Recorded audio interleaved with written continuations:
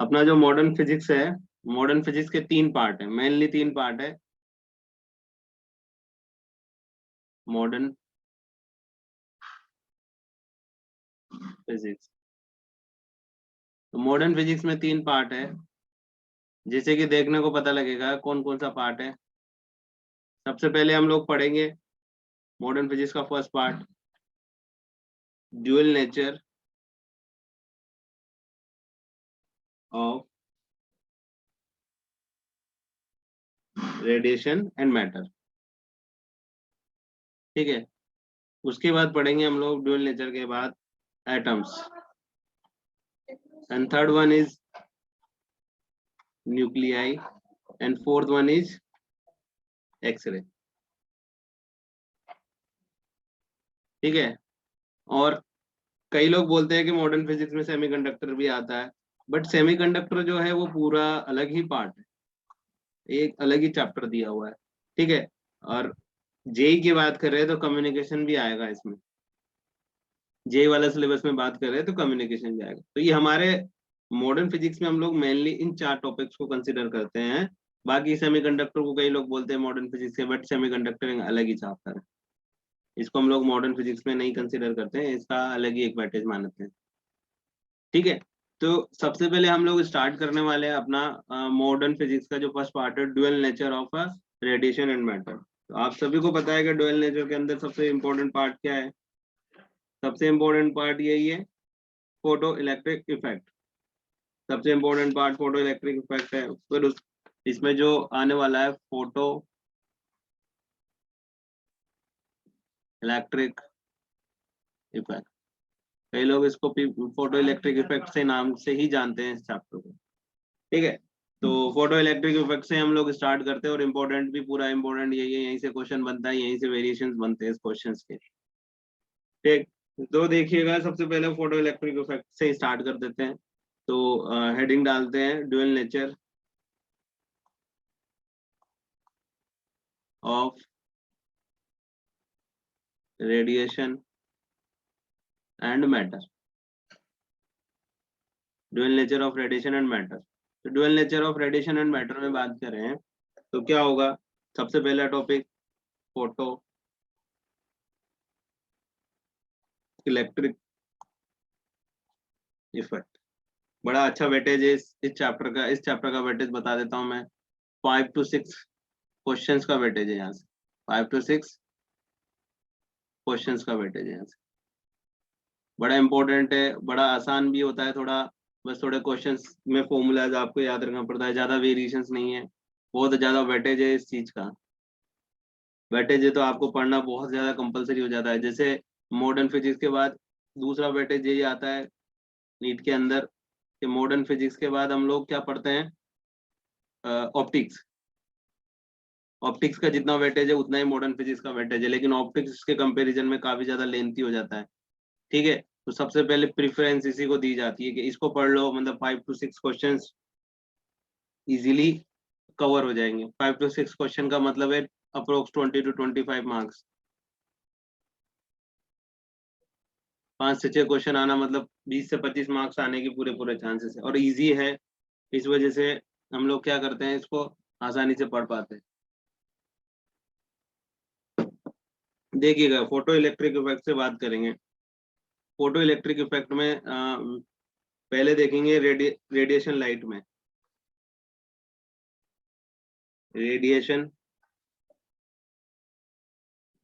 में radiation light. Radiation light में दो नेचर पढ़ेंगे, एक पढ़ेंगे वेव नेचर और एक पढ़ेंगे पार्टिकल नेचर। इसको लाते टाइम पे बड़ी कंट्रोवर्सी थी, ऐसी बात नहीं है। वेव नेचर हम पढ़ चुके हैं, पार्टिकल नेचर में हम बात करेंगे फोटो इलेक्ट्रिक इफेक्ट में। फोटो इलेक्ट्रिक इफेक्ट, ठीक है भैया। आपने देखा कि जो लाइट है, जो रेडिएशन आ रही है लाइट की, उसके दो नेचर होते हैं। एक होता है वेव नेचर, और एक होता है क्या? Particle nature. पार्टिकल नेचर के बारे में अभी तक कोई इंफॉर्मेशन नहीं थी, अभी तक ये बोल रहे थे लाइट के लिए कि लाइट एक वेव नेचर है।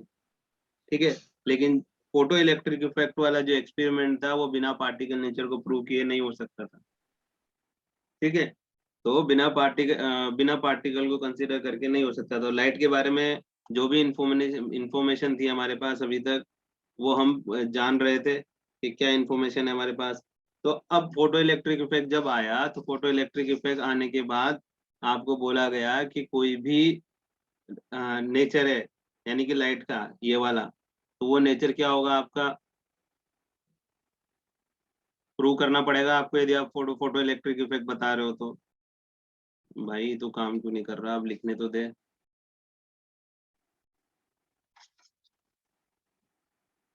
ठीक है, थोड़ा सा पता नहीं प्रॉब्लम कर गया लिखने में। तो फोटो इलेक्ट्रिक इफेक्ट के बारे में बोला कि भाई पहले पहले बहुत सारे एक्सपेरिमेंट कर लिए गए कि वेव नेचर है, वेव नेचर है, वेव नेचर है, वेव नेचर है।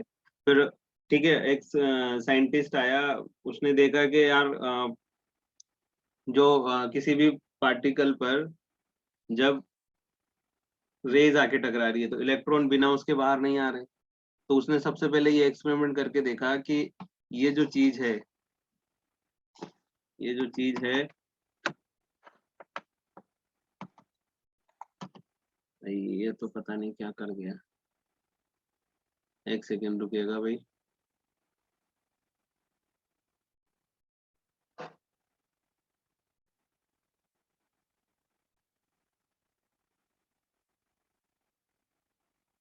Yes sir. तो देखो पार्टिकल नेचर के बारे में कब प्रूव हुआ, जब फोटो इलेक्ट्रिक इफेक्ट के बारे में बात की गई। उसी तरह से बोला गया था कि मैटर, जैसे रेडिएशन के बारे में बोला गया ना कि रेडिएशन के दो तरह के हैं। तो देखो मैटर के बारे में भी बहुत दो दो बातें बोली जाती है कि matter has a particle nature and matter has a wave nature. ठीक है, particle nature and wave nature. Matter has a dual nature, just like a radiation, just like a light. तो इसके लिए भी क्या बोलेंगे, एक वेव नेचर है, ठीक है, और इसका भी एक पार्टिकल नेचर है। तो वेव नेचर और पार्टिकल नेचर है, तो भाई वेव नेचर पार्टिकल नेचर तो पहले ही प्रूव कर दिया है इसका, जैसे राइट के लिए वेव नेचर प्रूव हो चुका था, वैसे पार्टिकल नेचर प्रूव हो चुका था। तो वेव नेचर जब प्रूव करना पड़ा तो देखा गया कि वेव नेचर के लिए कि इलेक्ट्रॉन जो डेविएशन है, जर्मर एक्सपेरिमेंट था ना, डेविएशन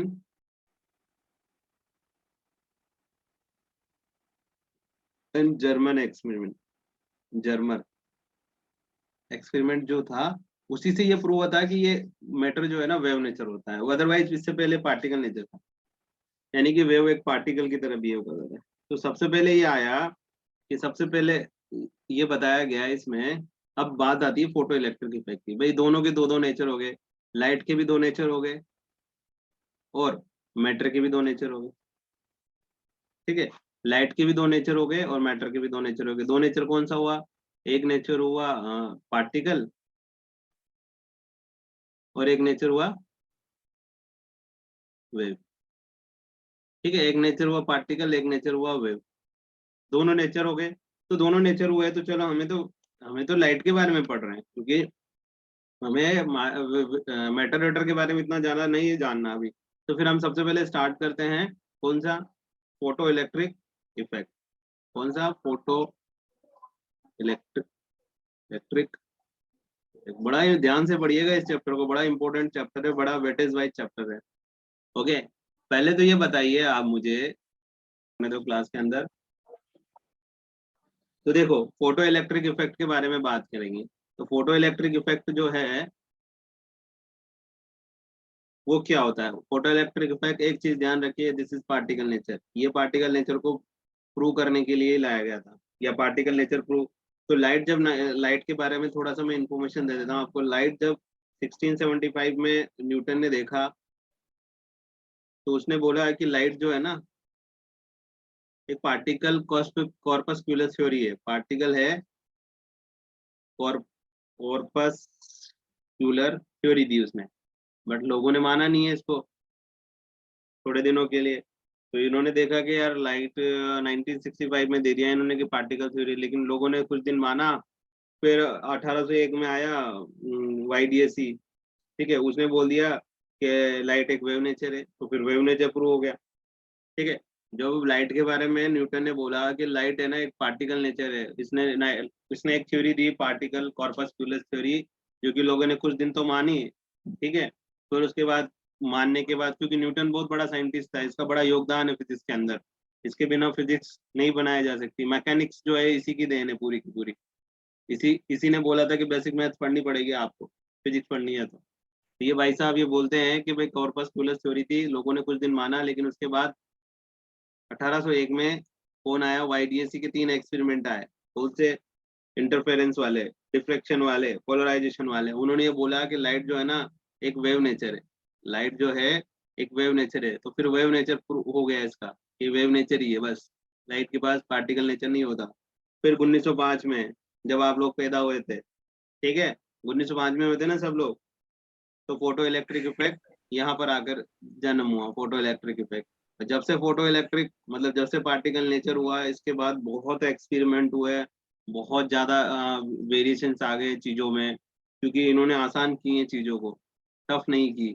जब जब से सेमीकंडक्टर डिवाइसेस आई है, तब से देखो कितनी कितनी आसानी से चीजें बन पा रही है, कितनी सस्ते में, ठीक है, सबसे चीपेस्ट।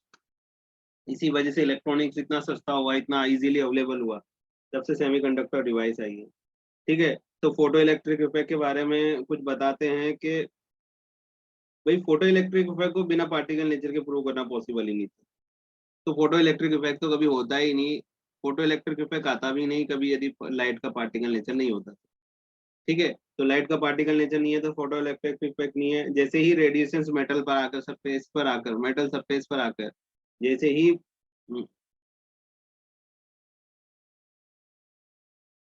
ठीक है, जैसे ही रेडिएशन मेटल सरफेस पर आकर टकराई या अटैक किया उन्होंने मेटल सरफेस पर आकर, ठीक है, तो हुआ क्या, हुआ ये कि जैसे ही ये मेटल सरफेस पे आके टकराए तो कुछ इलेक्ट्रॉन कुचुक करके वो बाहर आ गए। क्या हो गए, कुचुक करके बाहर आ गए कुछ इलेक्ट्रॉन। भाई साहब हमारी क्षमता नहीं है, हम पे लाइट आके टकराई, और हम पे लाइट आके टकराई तो हमने क्या बोला कि भाई हम तो पुचुक करके बाहर आ जाएंगे। जैसे ही ये पुचुक करके बाहर आए तो ये समझ में आया कि इनके अंदर कुछ फोटोन्स आ रहे हैं, ठीक है, इनके अंदर क्या आ रहे हैं, कुछ लाइट में फोटोन्स आ रहे हैं, ऐसे कुछ कुछ। यहाँ से बोला गया है कि फोटोन्स आ रहे हैं, कुछ कुछ फोटोन्स आ रहे हैं, फोटोन्स आ रहे हैं, फोटोन्स आ रहे हैं। तो फोटोन्स आए जगह जैसे ही इनसे टकराए तो इन्होंने बोला कि भाई आप भी चार्ज हो जाओ। फोटोन्स आके जैसे ही इससे टकराए, उन्होंने बोला तुम चार्ज हो जाओ, और इलेक्ट्रॉन क्या हो गए, इजेक्ट हो गए, इजेक्टेड हो गए, ठीक है। तो फोटॉन्स की जो एनर्जी थी वो डिफाइन की गई ई बराबर एच सी बाई लेमडा से, एच सी बाई लेमडा से, E equal to h c upon lambda, ठीक है। और आप सभी को पता है कि सी बाई लेमडा जो होता है, सी बाई लेमडा जो होता है वो फ्रिक्वेंसी के बराबर होता है, ठीक है। तो E equal to h c by lambda, यानी कि एच एफ लिख सकते हैं, this is your photon energy, this is your photon energy. तो ये फोटोन की एनर्जी हो गई, फोटोन एनर्जी, ठीक, ठीक है। तो ये फोटोन की एनर्जी थी, जितने भी फ्री इलेक्ट्रॉन थे, भाई जो बाउंडेड इलेक्ट्रॉन थे जो वो तो आएंगे नहीं बाहर उठ के, जो फ्री इलेक्ट्रॉन्स थे वो कुछ करके क्या बाहर आ गए,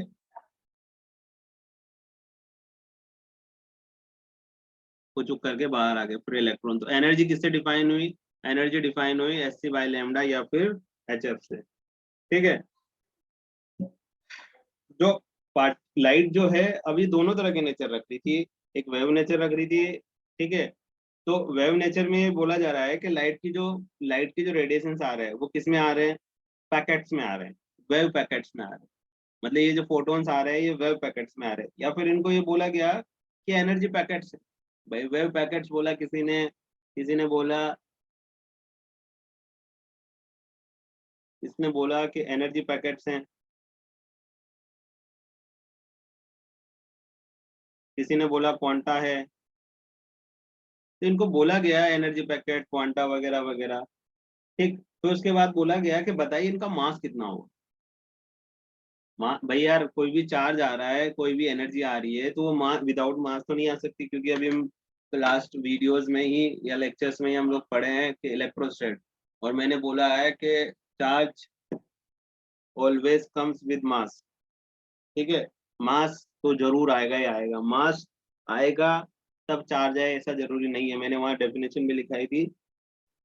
तो बोला गया था the mass of the photon is not defined in sense of Newtonian mechanics. भाई न्यूटोनियन मैकेनिक्स ने तो मास के बारे में बोला नहीं, ठीक है। और क्लासिकल मैकेनिक्स में कभी भी ये नहीं बताया गया कि मास कितना है फोटोन का। The mass of photon will be zero. यदि ये रेस्ट पर है तो इसका मास जो होगा वो जीरो है, और यदि ट्रेवल कर रहे हैं तो हमें कोई डिफाइन नहीं है मास कितना होगा, ठीक है। तो थोड़े छोटी छोटी थ्योरीज हैं, बड़ा पढ़ाना पड़ेगा, पूरा थ्योरेटिकल चैप्टर है, ज्यादा फॉर्मूलाज है नहीं यहाँ पर, ठीक है। मास के बारे में बोला गया, ये इसके क्या बोलते हैं प्रॉपर्टीज है जो मैं बता रहा हूँ आप लोगों को, ये मत समझिएगा कि सर ये कुछ भी नहीं बता रहे। तो इसके बाद बोला गया कि जो फोटोन्स की स्पीड है, फोटोन्स की जो स्पीड है वो क्या है। फोटोन की स्पीड आपको पता है, यानी कि लाइट की स्पीड जो होती है वो फोटोन की स्पीड होगी 10 × 3 × 10⁸ अब ये किसके अंदर है, एयर के अंदर होती है ना, या फिर वैक्यूम के अंदर यही स्पीड होती है, ठीक है। तो फोटोन की स्पीड बोला गया, एक्चुअली में हम लोग तो अजम्पशन करके चलते हैं कि फोटोन की स्पीड इतनी होती है, अदरवाइज क्या होती है 299979245 8 मीटर पर सेकेंड, जो अप्रोक्सीमेटली किसके बराबर होती है, इसी के बराबर होती है, ठीक है। नेचर के बारे में बताइए कि फोटोन का नेचर कैसा होता है। तो फोटोन का नेचर जो होता है वो न्यूट्रल होता है, न्यूट्रल होता है, फोटोन का जो नेचर होता है वो न्यूट्रल होता है, ठीक है। अब बात आती है वापस से कहाँ पर, कि फोटोन का नेचर न्यूट्रल होता है, तो बताइए कि each photon has a define energy, each photon has a define energy E बराबर एस सी बाय लेमडा, और एस सी बाय लेमडा और एच एफ, ठीक है। तो यहाँ पर एच क्या है, एच है प्लांक कांस्टेंट, क्या है, Planck constant.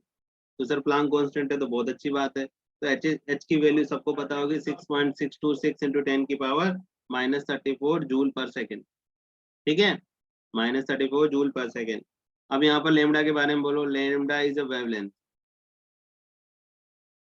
But is a define in a nanometer. एक चीज ध्यान रखना, this is define is a nanometer. तो आपने देखा कि एच की जगह ये रखा ई बराबर 6.626 × 10⁻⁻34 इंटू सी की जगह 3 × 10⁸ और लेमडा की जगह कुछ रख दिया आपने, मुझे नहीं पता, जो भी आपकी वेव की, जो भी आप वेव उठा के लाओगे उसका वेवलेंथ होगा इन नैनोमीटर, ठीक है बेटा, इन नैनोमीटर। तो ये चीज हो गई। जब ये चीज हुई तो जब इसको सॉल्व किया गया, इस पूरी टर्म को, ऊपर वाली टर्म को जब सॉल्व किया गया, इस पूरी टर्म को जब सॉल्व किया गया तो आंसर आया कि 12400 अपॉन लेमडा इलेक्ट्रॉन वोल्ट, ये नैनोमीटर में होना चाहिए। तो इसका रिजल्ट कितना आया, 12400 इलेक्ट्रॉन वोल्ट, ठीक है, ओके। तो ये इसकी यूनिट हो गई इलेक्ट्रॉन वोल्ट, या फिर इसकी टोटल यूनिट मेजर करो, इलेक्ट्रॉन वोल्ट ऊपर वाले का, नैनोमीटर नीचे वाले का, टोटल यूनिट यदि मेजर करो तो कितना आएगा, electron volt Armstrong, electron volt Armstrong, done. तो ये सब चीजें हो गई। तो फोटोन के बारे में आपने ये इन्फॉर्मेशन दे दी सर, तो फोटोन के बारे में इन्फॉर्मेशन दे दी। तो प्लान जो एच बाई लेमडा है, ई बराबर एच बाई लेमडा, या अब इससे एक फॉर्मूला तो ये निकल के आया, ये चीज ध्यान रखिएगा, ये फॉर्मूला इंपॉर्टेंट है। उसके बाद देखिएगा ई बराबर एच एफ है, इसमें फॉर्मूलाज बड़ा इंपॉर्टेंट रहेंगे, इसमें बहुत फॉर्मूलाज आएंगे, और ठीक है, ई बराबर एच एफ है। और आप सभी को पता है कि वी बराबर लेमडा एफ होता है, ठीक है, वी बराबर कितना होता है, लेमडा एफ, या ऐसे भी बोल सकते हैं हम लोग यहाँ से, एफ बराबर वी बाई लेमडा, एफ बराबर वी बाई लेमडा। और v जो है velocity of the particle, velocity of the particle जो होगी वो किसके बराबर होगी, स्पीड ऑफ द लाइट के बराबर होगी ना, वेलोसिटी ऑफ द पार्टिकल। ये सबको पता चल रहा है, क्योंकि लाइट ही के बारे में बात कर रहे हैं, तो वेलोसिटी जो पार्टिकल की है वो किसकी है, वेलोसिटी ऑफ द लाइट है, velocity of particle equal to velocity of light. यानी कि आप बोल सकते हो कि एफ बराबर सी बाई लेमडा, तो सी बाई लेमडा आ गया यहाँ से पूरा रिजल्टेंट निकल के, एफ बराबर सी बाई लेमडा, तो ई बराबर एच सी बाई लेमडा, ये यहाँ से आता है। ठीक है, एच सी बाई लेमडा जो आता है, तो आप ये बोल सकते हो कि एच सी बाई लेमडा से कि इनिशियल जो यहाँ से एक पॉइंट निकल के आता है, ठीक है, जो मोमेंटम होगा, जो मोमेंटम होगा, momentum initial equal to momentum of final. अब इसको देखो, बड़ी इंटरेस्टिंग इंटरेस्टिंग प्रॉपर्टीज है इसकी, ऐसा नहीं है, इतना आसान नहीं है कि इंटरेस्टिंग प्रॉपर्टीज है इसके पास, बहुत छोटी छोटी प्रॉपर्टीज है लेकिन बहुत इंपॉर्टेंट है, क्योंकि आपसे क्वेश्चन या तो प्रॉपर्टी से पूछा जाएगा या फिर न्यूमेरिकल बेस पूछा जाएगा, तो डायरेक्ट फॉर्मूला बेस पूछा जाएगा। तो ये बोला जा सकता है कि कोलिजन जो हो रहा होगा बिटवीन टू फोटोन्स, ठीक है, तो वो क्या होंगे, इलास्टिक होंगे। जो कोलिजन हो रहा होगा, अब ये थोड़ा सा 11th पे जा रहे हैं अपन, कोलिजन मतलब एक पार्टिकल है दूसरे पार्टिकल से आके टकराया, तो इसी को तो बोलेंगे ना कोलिजन फिजिक्स की टर्म में। ठीक है, ये अब किसका होगा कोलिजन, तो फोटोन्स का होगा या फिर मैटर का होगा। ध्यान से सुनिएगा भाई थोड़ा, ये आसान है लेकिन बोरिंग बड़ा लगेगा, क्योंकि थ्योरेटिकल पोर्शन बोरिंग बहुत लगता है लोगों को। ठीक है, थ्योरेटिकल पोर्शन बोरिंग बहुत लगता है। यहाँ से आप सिर्फ दो चीजें उठाई है अभी तक, प्रॉपर्टीज के बाद दो चीजें उठाई है, एस सी बाई लेमडा और एच एफ, अभी तक ये दो चीज उठा के रखी है अभी तक। और प्रॉपर्टीज तो आपको याद रहनी चाहिए। तो बोला उन्होंने कि जो कोलिजन हो रहा है फोटोन और मैटर के बीच में, ठीक है, वो परफेक्टली इलास्टिक है। जो कोलिजन हो रहा है वो कौन सा इलास्टिक है, परफेक्टली इलास्टिक है। में दो तीन तरह के कोलिजन होते हैं, इलास्टिक, परफेक्टली इलास्टिक, इलास्टिक से पार्शियल इलास्टिक, ठीक है, इन इलास्टिक। तो हम लोग बोले परफेक्टली इलास्टिक का मतलब क्या होता है, जैसे मान लीजिए जो कोई पार्टिकल इनिशियली किसी मोमेंटम से जा रहा था, तो वो टकराने के बाद जब जाएगा ना फाइनली, फाइनली तब भी उसका मोमेंटम कंजर्व रहेगा, इसको बोलते हैं परफेक्टली इलास्टिक।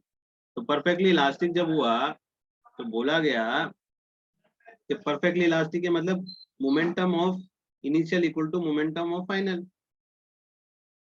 ठीक है, जब दो पार्टिकल आ रहा था वो टकराने के बाद जब सेपरेट हुआ है, जैसे ये पार्टिकल और ये पार्टिकल, तो इसका मोमेंटम जितना था उतना ही फाइनल मोमेंटम है।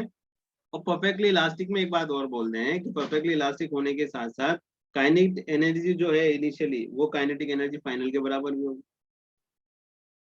Kinetic energy initially kinetic energy final के बराबर होने का क्या मतलब है, मान लीजिए 2 मीटर पर सेकंड से चल रहा था, ठीक है, और ये 3 मीटर पर सेकंड से चल रहा था। अब ये टकराए, दोनों पार्टिकल क्या हुए, टकरा गए एक दूसरे से।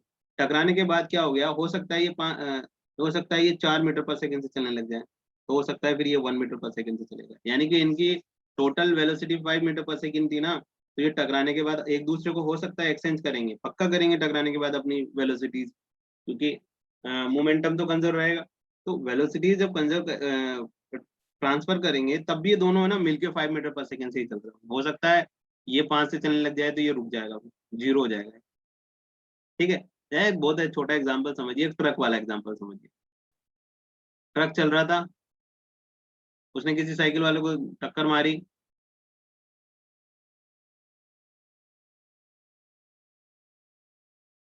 ठीक है, साइकिल वाले को टक्कर मारी, तो साइकिल वाला क्या हो गया, मान लीजिए 220 मीटर पर सेकंड से चल रहा था, तो ये चल रहा होगा आपका किससे, जो खड़ा हुआ था 0 मीटर पर सेकंड, तो ये क्या करेगा, ये 20 मीटर पर सेकंड से इसको चला देगा। ठीक है, ये खुद खड़ा हो जाएगा।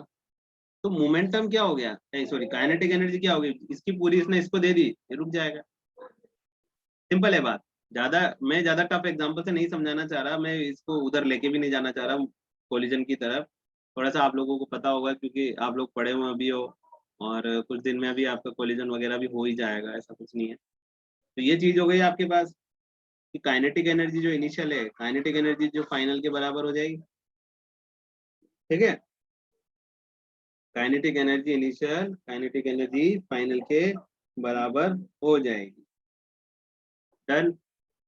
तो ये तो हो गई इसकी प्रॉपर्टीज के बारे में, फोटोन क्या है क्या नहीं है। अब सबसे जो बड़ी चीज जो आ रही है वो आ रही है कि कोई भी क्या बोलते हैं, मेटल है, ठीक है, कोई भी मेटल है, उस मेटल पर आकर जब कोई भी मेटल है, ये मेटल है, ठीक है, इस मेटल पर आकर फोटोन गए, इस मेटल पर आकर फोटोन टकराएंगे, इस मेटल पर आकर फोटॉन्स टकराएंगे, जिसके फ्री इलेक्ट्रॉन से वो इजेक्ट हो जाएंगे, ठीक है, इसके फ्री इलेक्ट्रॉन से इजेक्टेड हो जाएंगे।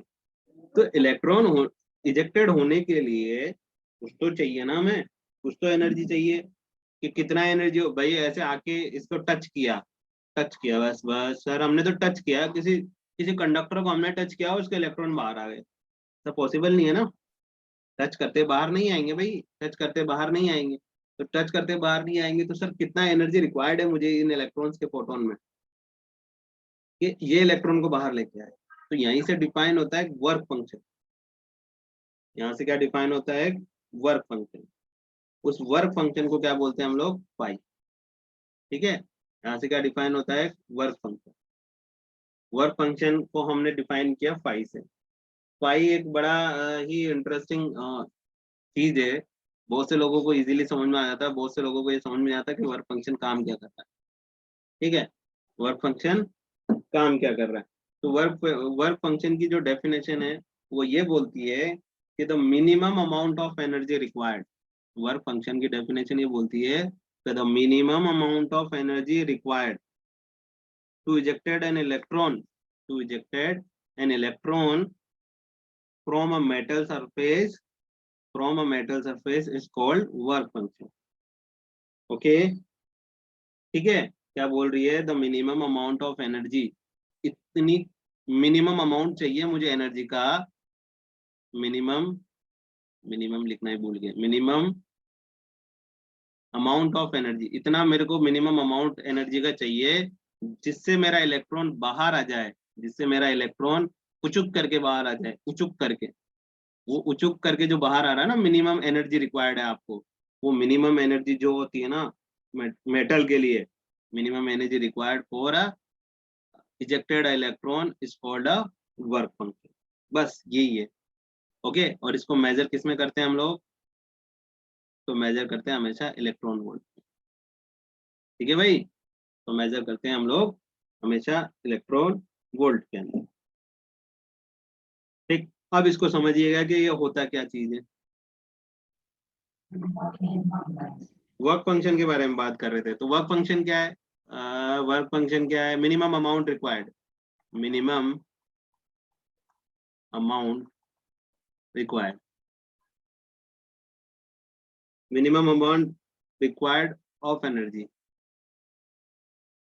ठीक है, जो कि हमें जरूरत है, और इसको मेजर करते हैं इलेक्ट्रॉन वोल्ट में। 1 इलेक्ट्रॉन वोल्ट बराबर होता है 1.6 इंटू 10⁻⁻19 जूल, ठीक है, 19 जूल। देखो वर्क फंक्शन क्या होगा, वर्क फंक्शन देखो हर मेटल के अलग अलग होगा ना, होगा कि नहीं होगा भाई, मान लीजिए आज मेटल है, ठीक है, कंडक्टर है किसी भी अलग अलग तरह का, एल्यूमिनियम है, आयरन है, सब, तो यार सबके लिए ऐसा थोड़ी है कि एक सेम ऑफ वर्क फंक्शन पे इलेक्ट्रॉन इजेक्ट हो जाएगा, नहीं होगा ना, तो हर किसी का अलग अलग रिक्वायरमेंट होता है, हर किसी का अलग अलग रिक्वायरमेंट होता है वर्क फंक्शन।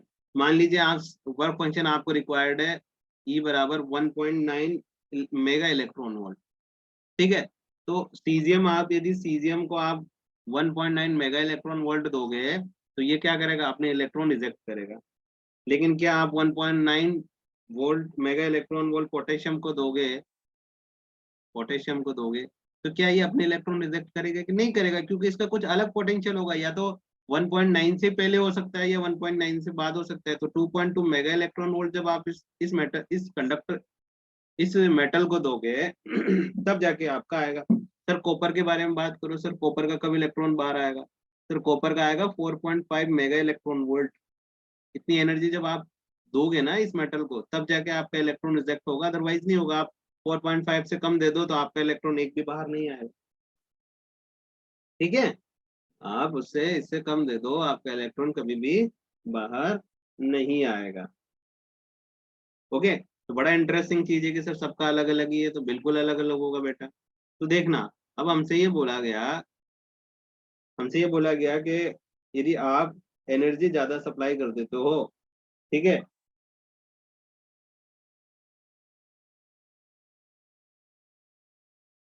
आप एनर्जी इंक्रीज कर देते हो वर्क फंक्शन से भी ज्यादा, तो क्या जरूरी है क्या? हो सकता है आपके इलेक्ट्रॉन आ जाए बाहर, हो सकता है नहीं आए, ठीक है। कंपलसरी नहीं है कि आपके इलेक्ट्रॉन बाहर आए ऐसे। एनर्जी, आप वर्क फंक्शन के बारे में बात करो, वर्क फंक्शन, वर्क फंक्शन। अब एनर्जी क्या चीज है? सर एनर्जी तो ई बराबर एस सी बाय लेमडा है।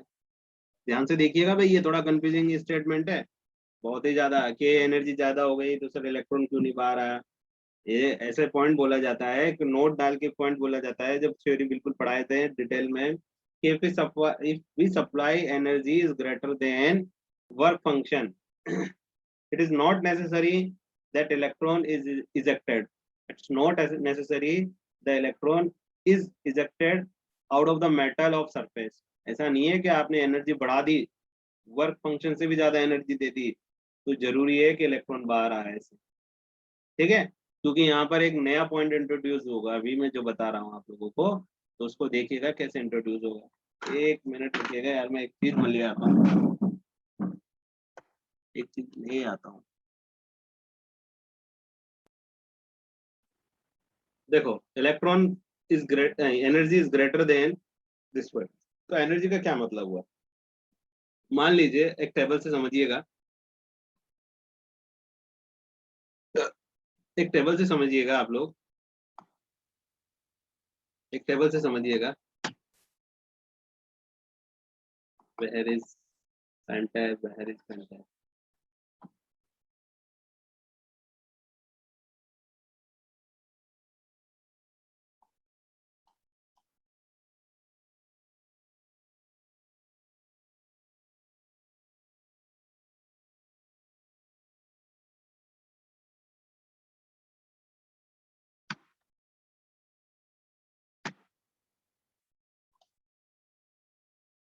ठीक है,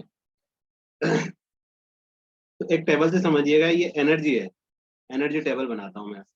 आपने बोला कि एनर्जी, आपने दे दिया 8 इलेक्ट्रॉन वोल्ट, ठीक है, और आपका वर्क फंक्शन है 2 इलेक्ट्रॉन वोल्ट, ठीक। तो आपका वर्क फंक्शन कितना है किसी भी मैटर का, कि आपने इसको 2 इलेक्ट्रॉन वोल्ट की यदि आप एनर्जी देते हो वर्क फंक्शन को, तो इसका इलेक्ट्रॉन बाहर आ जाएंगे, ये गारंटी है।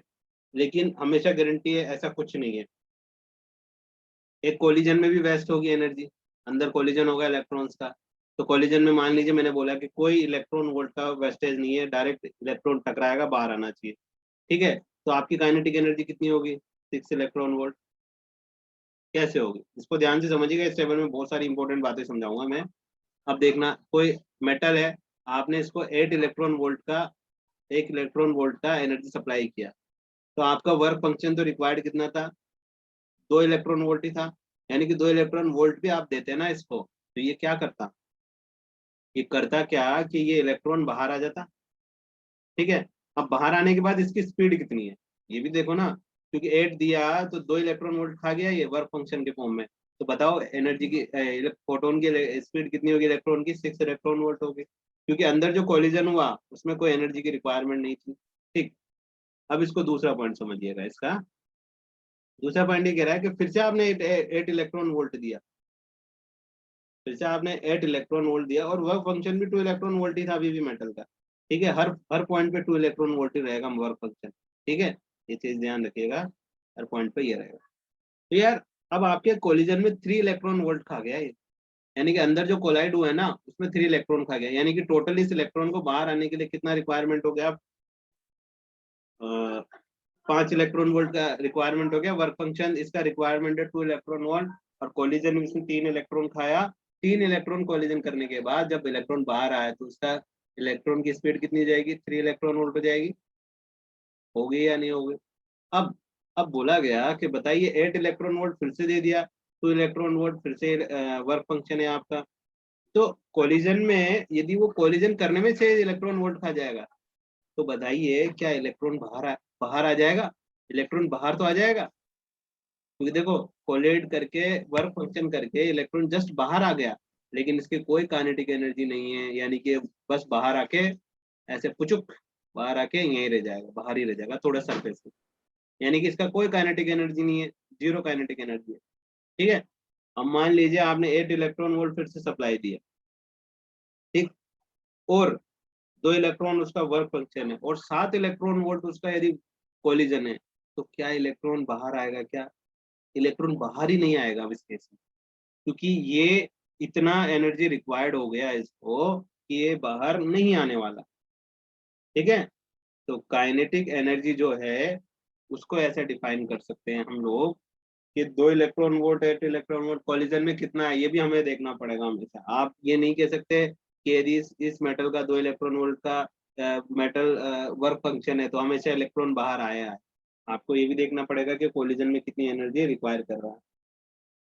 ठीक है, तो देखिएगा काइनेटिक एनर्जी को कैसे डिफाइन करेंगे। Kinetic energy maximum equal to, kinetic energy maximum equal to energy minus work function, energy minus work function when, ये तब रिक्वायर्ड है when there is no collision, जब कोलिजन की रिक्वायरमेंट नहीं है तब आपका ये फॉर्मूला वैलिड है, क्योंकि काइनेटिक एनर्जी तभी मैक्सिमम हो सकती है जब एनर्जी माइनस वर्क फंक्शन हो। ठीक है, ये समझ में आया आपको? तो एनर्जी हमेशा वर्क फंक्शन से ज्यादा होनी चाहिए, होनी चाहिए नहीं होनी चाहिए। ठीक है, तो और एनर्जी का आपको सबको पता है, एनर्जी याद कर लीजिए एस सी बाय लेमडा या एच एफ, एच एफ याद मत करिए तो C by lambda equal to F याद कर लीजिए, बड़ा ये भी वहां पर वेव में बड़ा काम आता है ये फॉर्मूला, वेव जब पढ़ते हैं ना तो एफ बराबर सी बाय लेमडा, ऐसे वी बाय लेमडा होता है ये।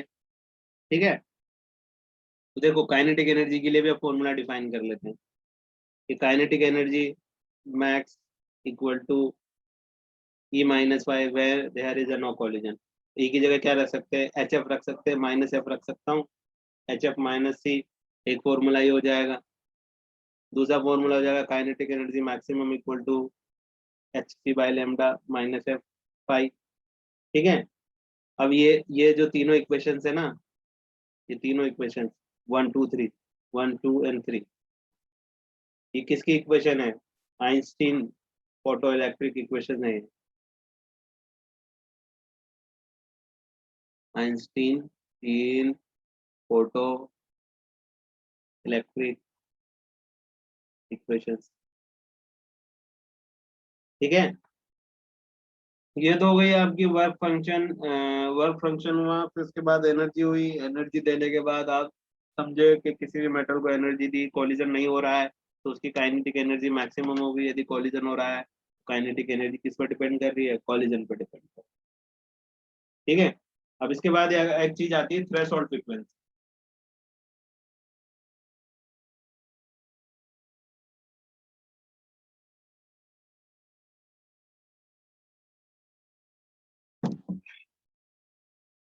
उसके बाद एक चीज आती है थ्रेशोल्ड फ्रीक्वेंसी। तो थ्रेशोल्ड फ्रीक्वेंसी होती क्या चीज है भाई, बताइएगा हमें, थ्रेशोल्ड फ्रीक्वेंसी बता दीजिए सर, थ्रेशोल्ड फ्रीक्वेंसी होती क्या? थ्रेशोल्ड वेवलेंथ,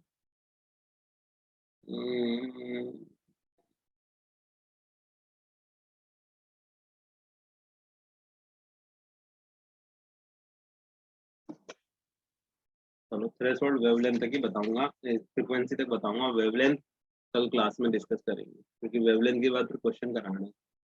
ठीक है, तो अब देखिए कौन सा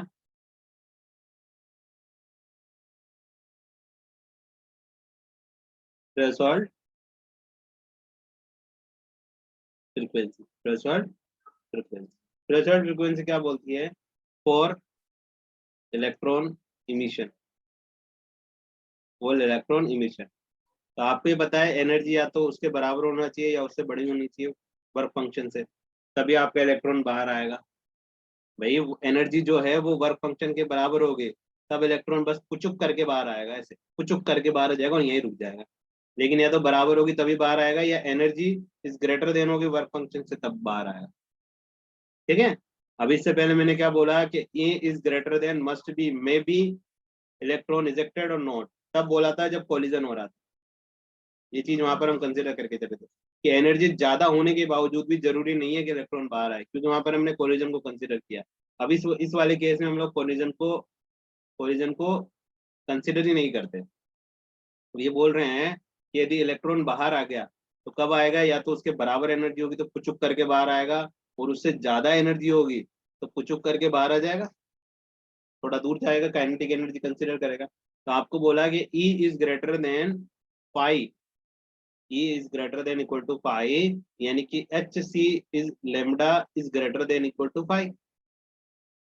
ठीक है, यानी कि ये हो गया कि F is greater than pi, हो गया ना, सी बाय लेमडा। तो देखो एफ के बारे में बात करें, क्योंकि हम लोगों का टॉपिक क्या है, फ्रिक्वेंसी है। तो F is greater then F, अरे एच एफ नहीं F is greater than pi by H, this is your threshold frequency. अब थ्रेशोल्ड फ्रिक्वेंसी क्या है? थ्रेशोल्ड फ्रिक्वेंसी ये है भाई, इससे बड़ा या बराबर होगा इस फ्रिक्वेंसी से तभी इलेक्ट्रॉन इजेक्ट होगा, अदरवाइज तो कोई चांसेस ही नहीं है, चांसेस नहीं है ना। तो ये बोला गया कि देखना इधर, ये बोला गया कि मिनिमम फ्रिक्वेंसी कितनी रिक्वायर्ड होगी, मिनिमम फ्रिक्वेंसी कितनी रिक्वायर्ड होगी, यहाँ से समझ में आ रहा है आपको कि 5/h यदि आप कंसिडर करते हो तो आपका मिनिमम फ्रिक्वेंसी रिक्वायर्ड होगा। ठीक है, 5/h आप जब कंसिडर करते हैं तो आपका मिनिमम रिक्वायर्ड होगा, और इस 5/h को हमने बोल दिया थ्रेशोल्ड फ्रिक्वेंसी, यानी कि एफ नोट, यानी कि मिनिमम से मिनिमम फ्रिक्वेंसी रिक्वायर्ड है आपको, मिनिमम से मिनिमम फ्रिक्वेंसी जो है वो ये वाली रिक्वायर्ड है। इतनी फ्रिक्वेंसी दोगे ना तब मेटल सरफेस से इलेक्ट्रॉन रिजेक्ट होगा। ठीक है, मिनिमम फ्रिक्वेंसी भाई डेफिनेशन में पढ़े तो minimum frequency incident on radiated radiation, minimum frequency required which में कॉज फोटो इलेक्ट्रिक इफेक्ट। ठीक है, देखो यार, आप ये बोल सकते हो ना कि सर फ्रिक्वेंसी कितनी चाहिए, कोई भी फोटो इलेक्ट्रिक इफेक्ट दिखाने के लिए, फोटो इलेक्ट्रिक इफेक्ट दिखाने के लिए कितना फ्रिक्वेंसी रिक्वायर्ड है? ठीक है, कितना फ्रिक्वेंसी रिक्वायर्ड है कि आपका इलेक्ट्रॉन इजेक्ट हो जाए, तो इसी को बोलेंगे थ्रेशोल्ड फ्रिक्वेंसी। बड़ा आसान है, ऐसा कुछ नहीं है, थोड़ा सा थ्योरी पार्ट समझाया मैंने ये कैसे आता है, और ये आपको याद होगा इसी हमेशा कि आपको वर्क फंक्शन से ज्यादा रिक्वायरमेंट, इतनी फ्रिक्वेंसी दोगे तब जाके इलेक्ट्रॉन रिजेक्ट होगा। एनर्जी से आपके बारे में देख लिया, एनर्जी में आपने बोल दिया कि या तो इतनी दो या फिर इतनी से बड़ी दो, तब आपका क्या हो जाएगा, तब आपका इलेक्ट्रॉन बाहर आ नहीं, फिर आप बताइए सर फ्रिक्वेंसी कितनी दो, कि यार या तो इतनी दो एफ नोट, या फिर इससे बड़ी दो। तो इससे बड़ी क्या दें, इससे बड़ी क्या दें आपको फ्रिक्वेंसी कि ये इलेक्ट्रॉन बाहर आ जाए। देखिएगा यहाँ पर ये फ्रिक्वेंसी दे रहे हैं हम लोग, ये वाली, तो एफ नोट बराबर 5/h, this is called F minimum, this is minimum frequency. तो आप मुझे बताइए कि मिनिमम फ्रिक्वेंसी इतनी रिक्वायर्ड हो गई, तो आपको बोला गया कि वो फ्रिक्वेंसी का वो वेटेज जो कि इसके बराबर या इससे बड़ा हो, तो वही फ्रिक्वेंसी क्या होगी, when frequency is required on that the electron is ejected from the metal, or this phenomena is show the photoelectric effect। ये फिनोमिना फ्रिक्वेंसी के केस में फोटो इलेक्ट्रिक इफेक्ट दिखाएगा, या तो इसके बराबर हो या इससे बड़ा हो। ठीक है, तो यहाँ से ये समझ में आ जाता है आप लोगों को, यहाँ से एक और रिजल्ट निकल के आता है कि 5 बराबर एफ नोट इंटू एच, आता है ना, इस वाले फॉर्मूले से देखो, इस वाले से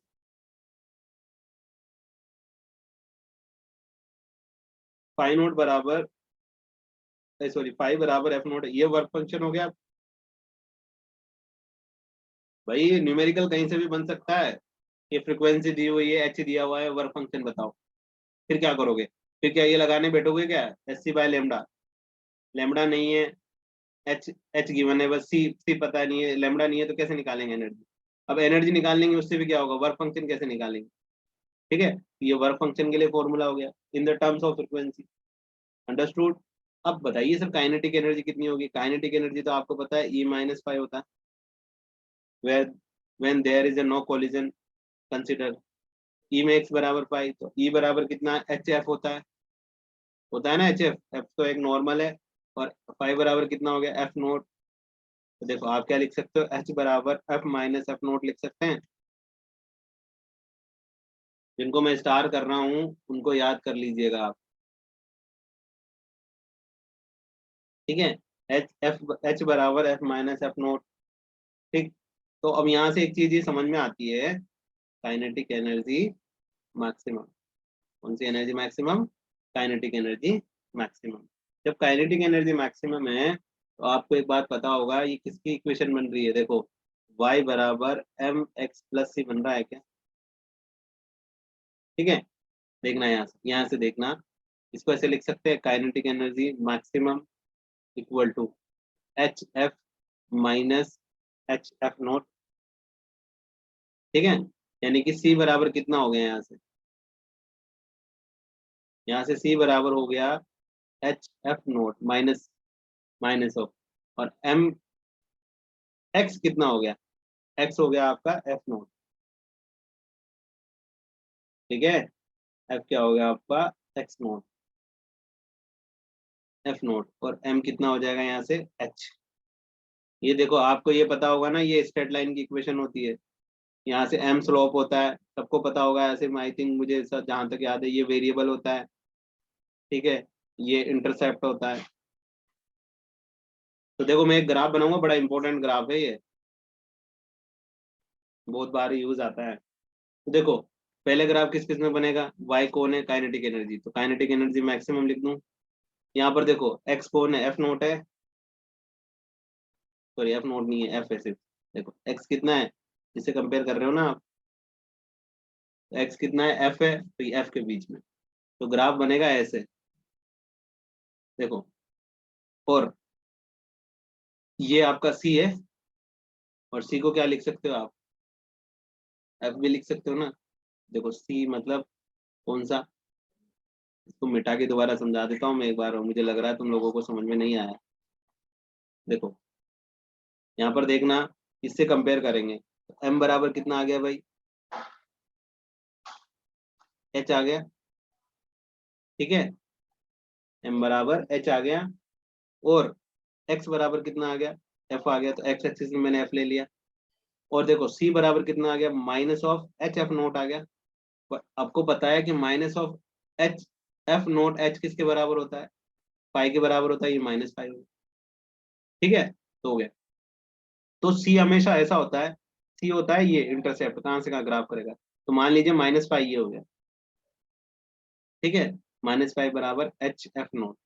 तो ग्राफ यहीं से जाएगा ऐसे एक्सटेंड करता हुआ, ठीक है।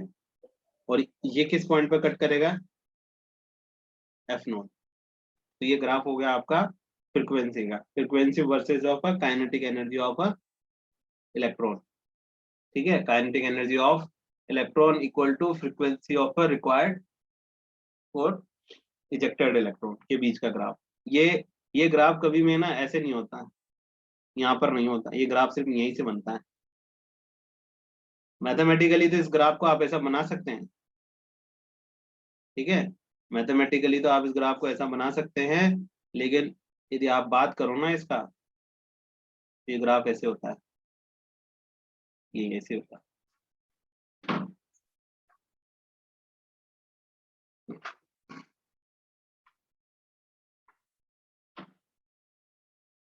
ठीक है। This is called work function. तो यहाँ से दो तीन चीजें हैं ले उठा के लेके जाने वाली। एक पहली चीज ये है कि फ्रिक्वेंसी जो चाहिए, थ्रेशोल्ड फ्रिक्वेंसी जो चाहिए वो चाहिए h F, h naught by f, पहली चीज उठा के ले जाने वाली है, ठीक है। तो थ्रेशोल्ड फ्रिक्वेंसी वर्क फंक्शन कितना रिक्वायर्ड होगा, एफ नोट एच, ये उठा के ले जाने वाली चीज है, यहाँ से बड़ी इंपॉर्टेंट चीज है, ओके। और minimum frequency required is always the threshold frequency, that's called the threshold frequency. Threshold frequency का एक फॉर्मूला ये उठा के ले जाने वाला है यहाँ से, ठीक है। एक फॉर्मूला ये उठा के ले जाने वाला है जो मैंने नीचे लिखा है अभी, ये फॉर्मूला, ठीक है। और आपको ये चीज हमेशा याद रहनी चाहिए, ये चीज आपको ये चीज हमेशा याद रहनी चाहिए, ये वाली, ये याद रह गई तो ये सब अपने आप याद रह जाएंगे। क्योंकि यार इस चैप्टर में ना कभी भी क्वेश्चन ऐसे नहीं आएगा, बिल्कुल हमेशा फॉर्मूला बेस्ड क्वेश्चन आएगा इसमें। आप हमेशा कैसा फॉर्म बेस्ड क्वेश्चन आएगा, फॉर्मूला बेस्ड, ठीक है भाई।